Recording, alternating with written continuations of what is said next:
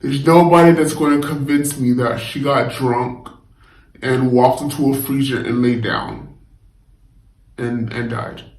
Feels like we in a different time zone. Trying to keep my mind a broken ring with some rhinestones. Me and you, we both you said you good, but you crying though. He tried to spin the block, but our time's gone. Buckle up, you know this love is good, Kinmafia. It's your girl Toria, back with another video. As you can see by the title, I've decided to briefly dive into Kenneka Jenkins' story. I'll just cut to the chase, you guys. I'm no stranger to her situation. I've heard a lot about her situation, and it's been going on for years. I'm in a lot of groups online about her. The reason I was iffy on talking about her was because, to me, I feel like it's a sensitive matter, and these conspiracy theories and stuff, to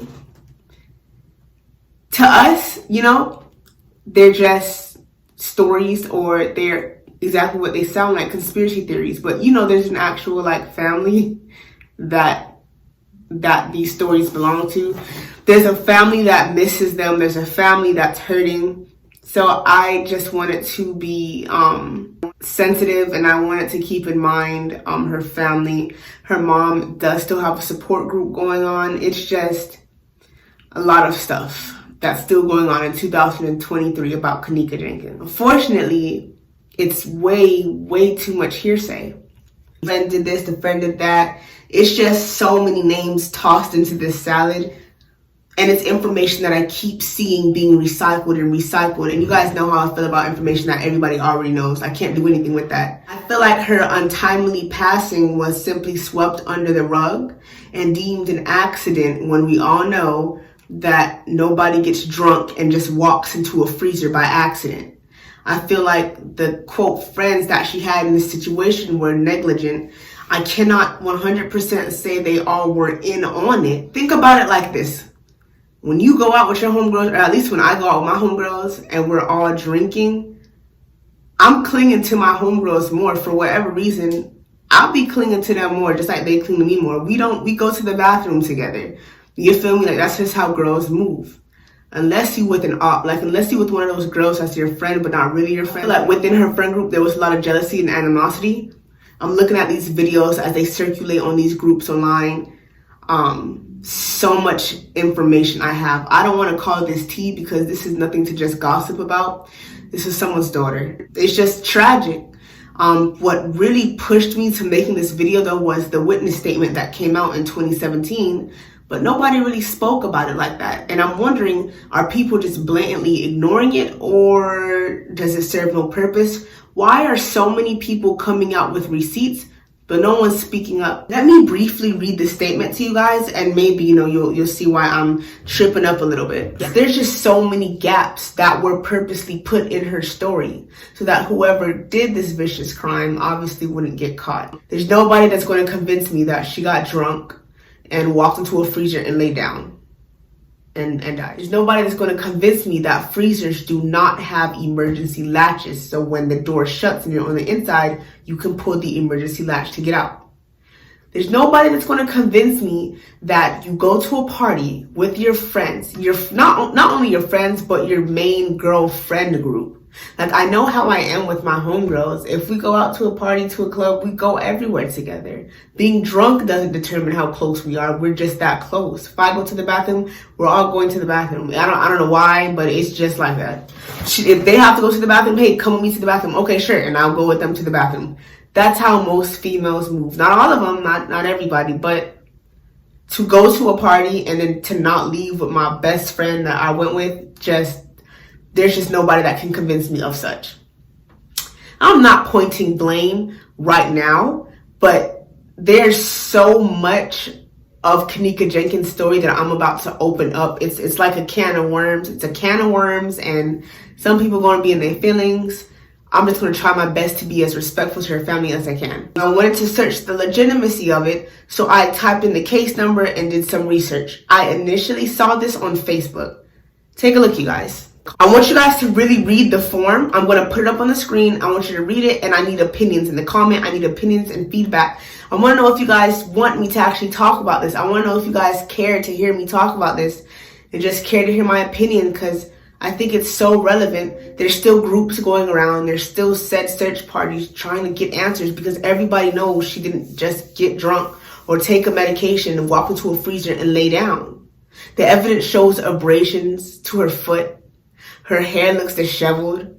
Looking at former pictures of this girl, I see that she takes care of herself. This was a very beautiful girl. She takes care of herself. She did her hair. She looks good. But in these pictures, she looks mangled. She looks like she got into a fight. She looks like she was in an altercation. And then on top of that, she has one shoe off. This is obvious stuff that was overlooked and deemed as an accident. I'm not an investigator, you guys. I just used my common sense. On September 9th of 2017, at about maybe 2:30, I went to the Crown Plaza Hotel to chill with my boy Macho, who works as the midnight security. Maybe twice a week I go there to spark up with Macho on his break. We go down to the kitchen area that is closed and we smoke up in the cooler. Usually it's just me and Macho. But on this night, there was an older man who looked like a janitor smoking with us. Macho introduced us, but I forgot his name. So maybe 10 to 15 minutes into our session, here comes some drunk chick walking into the cooler. Everybody, including the girl, stopped and stared. The girl looked drunk and a little surprised, but when she looked at Macho, she seemed to recognize him. Then she started to smirk, walking towards us. She asked Macho what he was doing down here, smoking that stink. Then Macho giggled and asked her what she was doing down here. She almost fell to the side and says, "Those females taking too long with their stuff. She needs some air." She was talking with her eyes closed and it was hard to hear her. She told Macho she feels funny. Then Macho grabbed her by her waist and told her he will make her feel better. Macho started looking at her, smiling, and started taking her pants down. She could barely resist, but she was asking him what he's doing.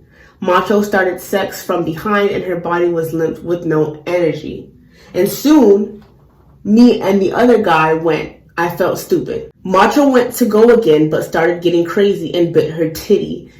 And that's when she finally got some energy and grabbed Macho by the face and smacked him. Macho got mad, so he picked her up and slammed her on her face. She started to bleed, and we told Macho to chill, but he was pissed.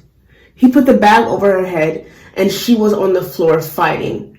Then we stopped him and took it off. Then Macho picked her up and threw her in one of the freezers. She was still alive, but coughing and crying. Macho turned the freezer on and shut the lights off and told us to let's go. The next day, Macho told me she died and the family and friends were causing trouble, but not to worry because his guy would hold us down. I see people talking about it and this girl won't let me sleep. So I want to step up. I can't take it. She wasn't supposed to die. We was just having fun. That in itself, I'm not going to hold y'all. Of all the conspiracy theories that I've heard out here, it just lines up better than her just walking into a freezer, laying down, and passing away due to hypothermia. I wanted to briefly intervene and insert this Cook County medical examine. I'm looking specifically under pathological findings.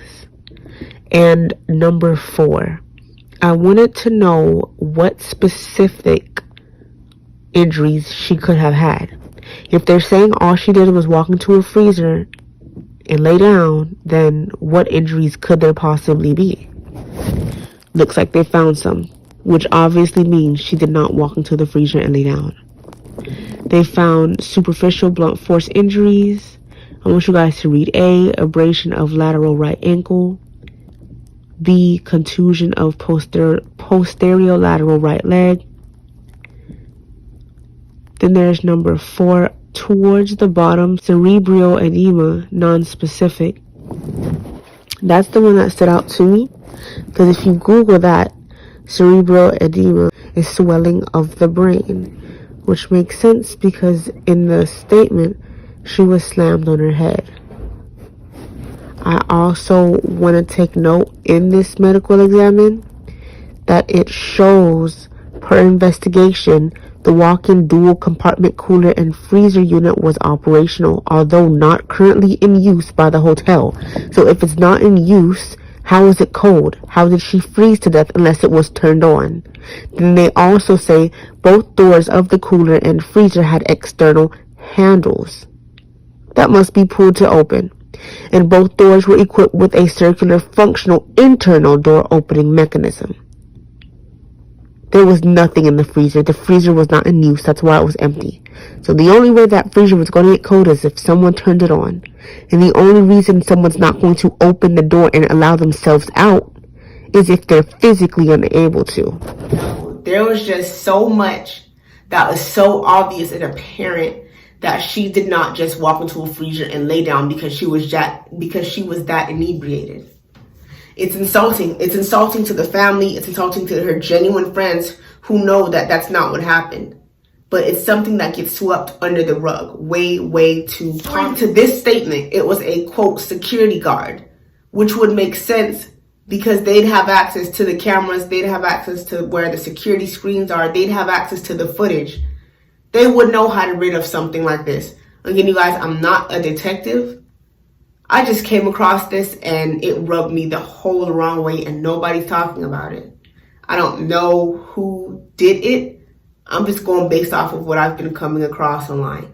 So, with that being said, I'm going to keep following up on this. If you guys were curious, this is case 2017-24677, dated for October 25th of 2017. You do your own research. I want you to look at the autopsy and I want you to look at the witness statement. Put your opinions in the comments below. I want to know what you think. I want to know if you think I should keep talking about it. I want to know who cares to listen. I want opinions. I want everything in my comment section. As far as Kate Yup goes, of course, I'll still be following up with her.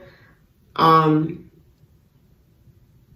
channel, you know, I'm not even going to say too much because I will literally save Kate Yup for another time. Right now, I want to go to Kenneka Jenkins. See, because right now, Kate Yup started a GoFundMe, stopped it because she wasn't making enough money, and then started it again. So I'm going to let her video simmer, and when Kate Yup starts to get some sense, I'll revert back to her. If you haven't already, like, comment, and subscribe. Check out my Instagram. Tori, yeah.